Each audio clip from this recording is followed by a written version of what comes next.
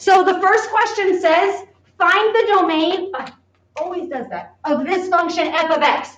So guys, remember with domain, there's usually two things you're worried about happening, getting 0 on the bottom of a fraction or a negative number under an even root radical. So here, we'll be taking the square root of this expression.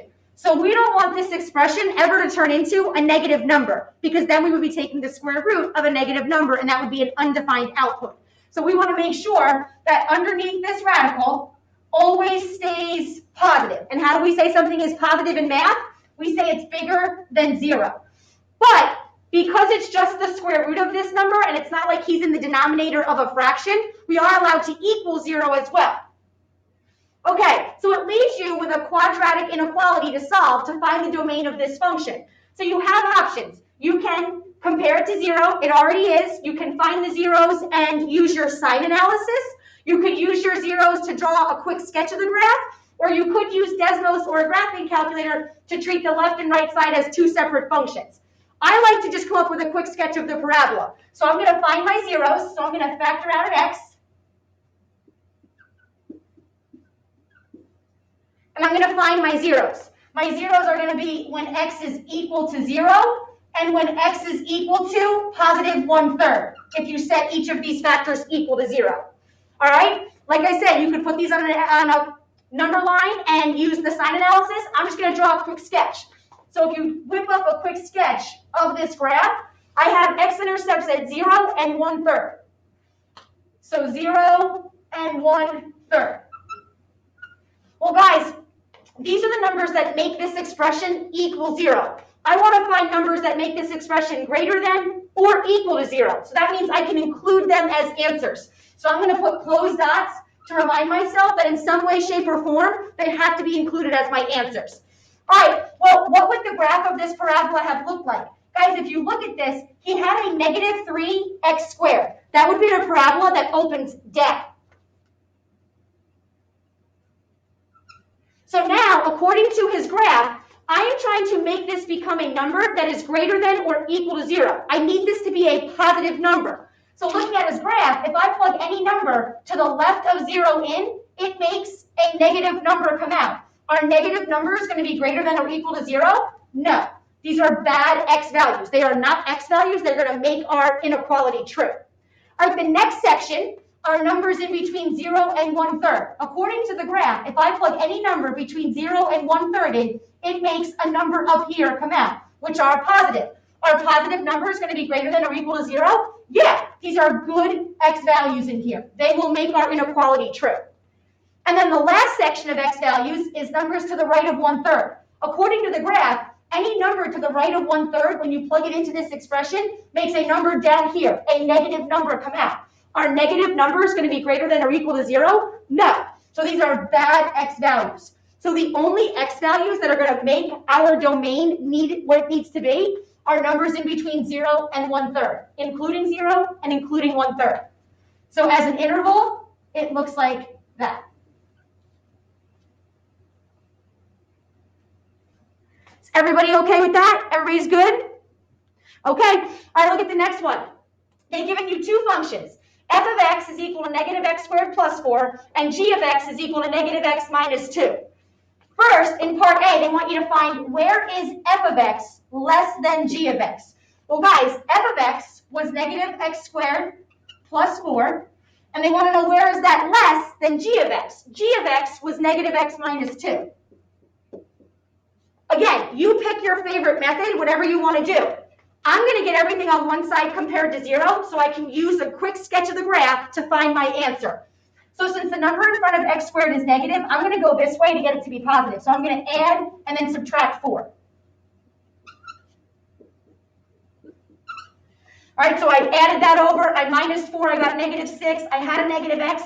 But now, just because of my OCD, I like to have this part first, so it's going to be greater than 0. If I added everything this way, this would all have to be greater than 0. All right, now I'm going to, now I got to find my 0. So I'm going to hope it factors, and it does.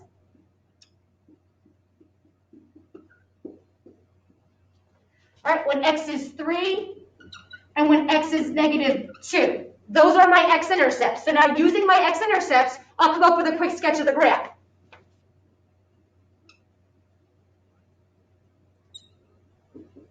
Now, these are the numbers that make this expression equal 0. I just want to find, sorry, my niece is trying to FaceTime me right now. These are the numbers that make the expression equal to 0. I just want to find numbers that make it greater than 0. So I do not want to include them as answers. So put open circles to remind you of that. All right, well, guys, this is the parabola right here. This is the one that we actually solved, right? I got a positive number in front of x squared. So his graph would have done this. All right, well, let's see what the graph says. It broke it up into 3 sections. You have this section of x values, you have this section of x values, and then you have this section of x values. Any number to the left of -2 makes a number up here come out, which is positive. Are positive numbers going to be greater than 0? Yeah, these are good x values. All right, the next section, any number in between -2 and 3 makes a number down here come out. Those are negative numbers. Are negative numbers going to be greater than 0? No, these are bad x values. And then according to the graph, any number to the right of 3 makes a number up here, which is a positive number, come out. Are positive numbers greater than 0? Yes. So our answers, the x values that are going to make this inequality true, are numbers here and numbers over here. So we can be any number from -infinity to -2, but not including -2. Union, pick up with 3, but not including him, and shoot off to infinity. Okay? Casey, you're okay? You're good? Everybody good at home? Everybody good? All right, and then last, they asked you to find, well, where is the f of x function greater than or equal to 1? Well, remember, f of x was -x squared plus 4. So when is -x squared plus 4 greater than or equal to 1? Again, you can solve this however you want. I'm going to get everything on one side compared to 0 so I can find the zeros and use a quick sketch of the graph. Same thing. I don't want to have to factor when the number in front of x squared is negative, so I'm going to move everything this way. I'm going to add and subtract 4.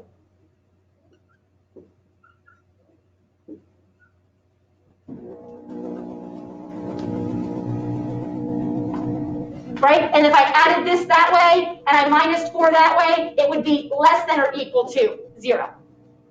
All right, now let's find our zeros. This isn't going to factor, guys, but I don't have to use the quadratic formula, because if I set x squared minus 3 equal to 0 to find the zeros, I could just add 3 and use my square roots.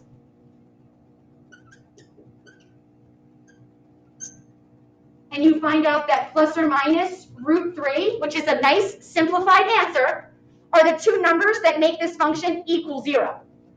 So throw them on a graph. You got positive root 3, you got negative root 3. Right? These are the numbers that make the function equal 0. I want to find numbers that make it less than or equal to 0. So I am allowed to include them as answers. So I'll put closed dots to remind me. All right? This is the parabola we ended up solving. So he has a positive leading coefficient. So we know he looks like this. All right, let's see what the good guys are. I have this section to the left of negative root 3. I have this section in between negative root 3 and positive root 3. And then I have the section to the right of root 3. According to this section of x values, any number to the left of negative root 3 makes a number up here come out, which is positive. Are positive numbers going to be less than or equal to 0? No. All right, according to the next section, any number in between negative root 3 and positive root 3 makes a number down here come out, which is negative. Are negative numbers going to be less than or equal to 0? Yeah, they're good guys. And then the last interval, any number to the right of root 3 is going to make a number up here, which is a positive number come out. And positive numbers are not less than or equal to 0. So they're bad guys. So the only numbers that will make this true are the x values in between negative root 3 and positive root 3.